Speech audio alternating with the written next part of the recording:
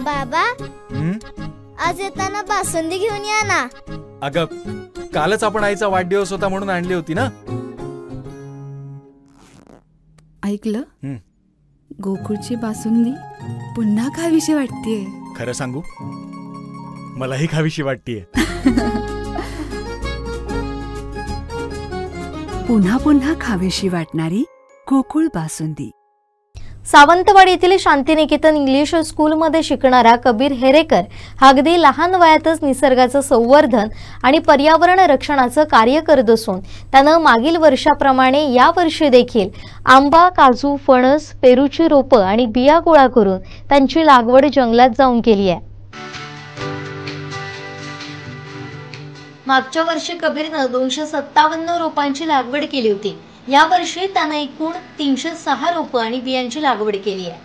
अशा प्रकारे कबीरनं आपली गणेश चतुर्थीची सुट्टी केवळ मोबाईल आणि टीव्हीमध्ये न घालवता या सुट्टीचा सदुपयोग निसर्गाशी जवळीक निर्माण करून केला. आज प्रत्येकानं पर्यावरण रक्षणासाठी खारीचा वाटा उचलला पाहिजे, हाच संदेश आपल्याला कबीरच्या या कार्यातून मिळेल. कबीर हा नेहमीच आपल्या वेगवेगळ्या उपक्रमातून इतर मुलांना आणि समाजाला एक वेगळं उदाहरण सादर करत असतो. हेलो फ्रेंड, मैंने आज सीड्स और सैपलिंग्स जमा करा था, उसको मैं अभी जंगल में प्लांट करने जा रहा हूँ.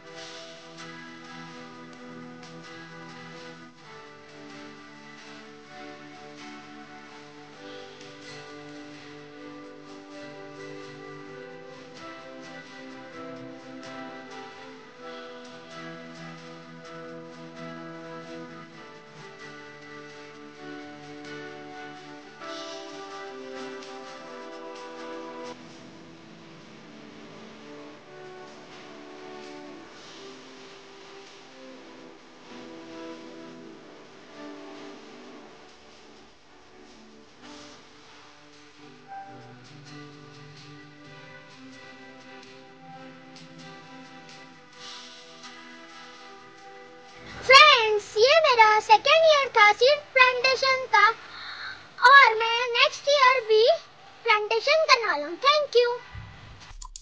आमचे दिवसभरातले सर्व अपडेट्स, ताज्या घडामोडी आणि थेट लाईव्ह पाहण्यासाठी सबस्क्राइब करा, लाईक करा कोकणचं नंबर 1 महा चॅनल कोकण 7 लाईव्हचं YouTube चॅनल.